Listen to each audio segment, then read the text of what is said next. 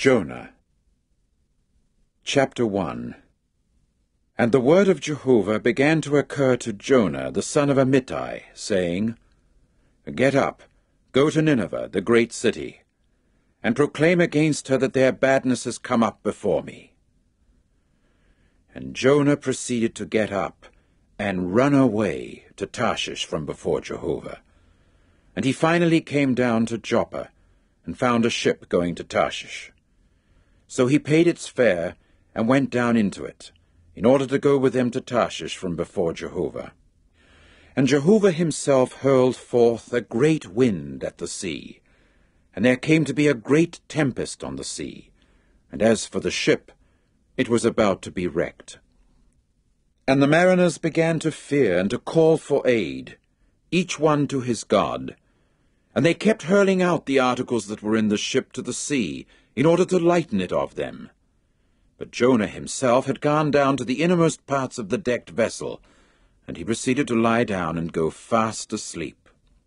At length the ship captain came near to him and said to him, What is the matter with you, sleeper? Get up, call out to your God. Perhaps the true God will show himself caring about us, and we shall not perish. And they began to say to one another, Come, and let us cast lots, that we may know on whose account we have this calamity. And they kept casting lots, and finally the lot fell upon Jonah. So they said to him, Do tell us, please, on whose account it is that we are having this calamity. What is your work, and from where do you come? What is your country, and from which people are you?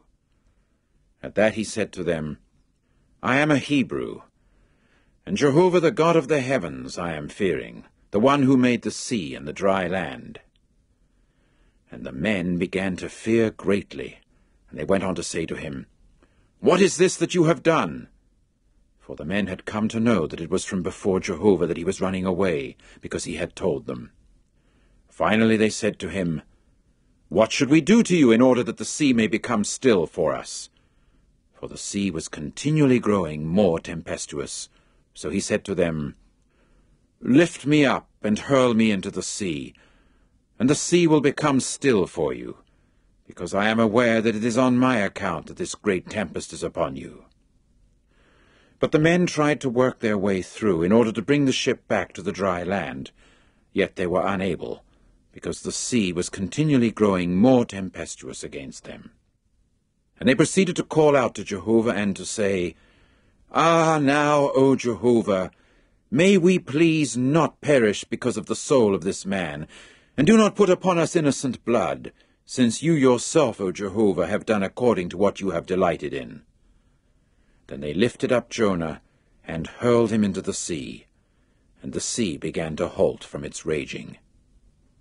At that the men began to fear Jehovah greatly, and so they offered a sacrifice to Jehovah, and made vows.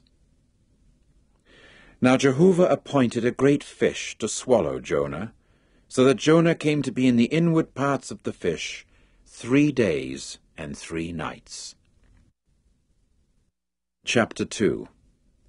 Then Jonah prayed to Jehovah his God from the inward parts of the fish, and said, Out of my distress I called out to Jehovah, and he proceeded to answer me. Out of the belly of Sheol I cried for help. You heard my voice. When you threw me to the depths, into the heart of the open sea, then a very river encircled me. All your breakers and your waves, over me they passed on. And as for me, I said, I have been driven away from in front of your eyes. How shall I gaze again upon your holy temple? Waters encircled me clear to the soul. The watery deep itself kept enclosing me. Weeds were wound around my head. To the bottoms of the mountains I went down. As for the earth, its bars were upon me for time indefinite.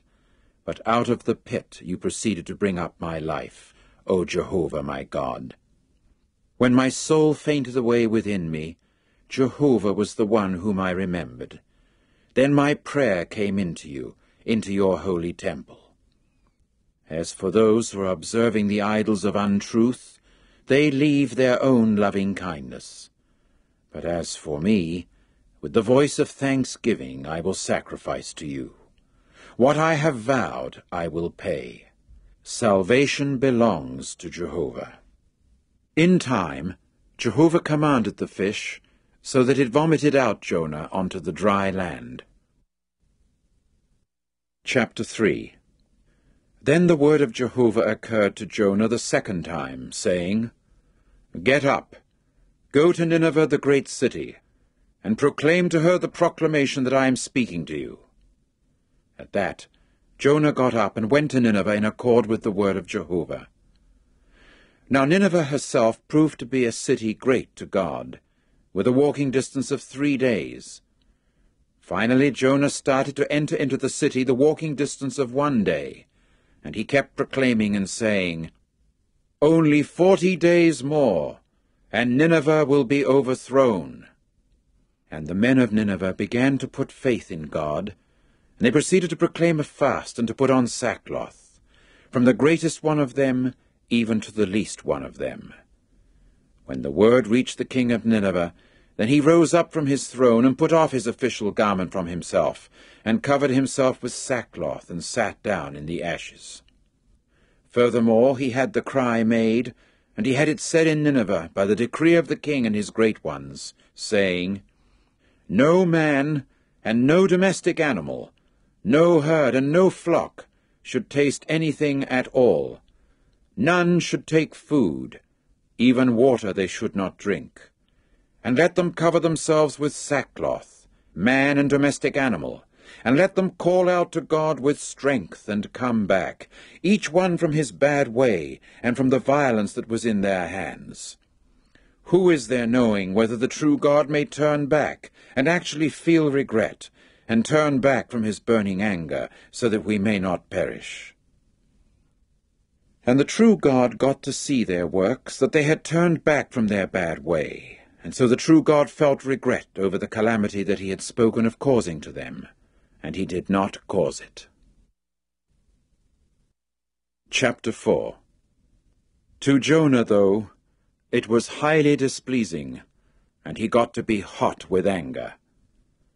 Hence he prayed to Jehovah and said, Ah, now, O Jehovah, was not this an affair of mine, while I happened to be on my own ground? That is why I went ahead and ran away to Tarshish, for I knew that you are a God gracious and merciful, slow to anger, and abundant in loving kindness, and feeling regret over the calamity. And now, O Jehovah, take away, please, my soul from me, for my dying is better than my being alive. In turn, Jehovah said, Have you rightly become hot with anger?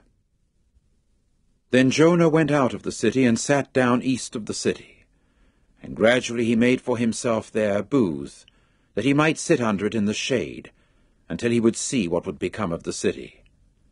Accordingly, Jehovah God appointed a bottle-gourd plant, that it should come up over Jonah, in order to become a shade over his head, to deliver him from his calamitous state. And Jonah began to rejoice greatly over the bottle-gourd plant. But the true God appointed a worm at the ascending of the dawn on the next day, that it should strike the bottle-gourd plant, and it gradually dried up. And it came about that as soon as the sun shone forth, God also went on to appoint a parching east wind, and the sun kept striking upon the head of Jonah, so that he was swooning away, and he kept asking that his soul might die. And he repeatedly said, My dying off is better than my being alive. And God proceeded to say to Jonah, Have you rightly become hot with anger over the bottle-gourd plant? At that he said, I have rightly become hot with anger to the point of death. But Jehovah said, You, for your part, felt sorry for the bottle-gourd plant, which you did not toil upon, or make get big, which proved to be a mere growth of a night, and perished as a mere growth of a night. And for my part, ought I not to feel sorry for Nineveh, the great city, in which there exist more than 120,000 men, who do not at all know the difference between their right hand and their left, besides many domestic animals?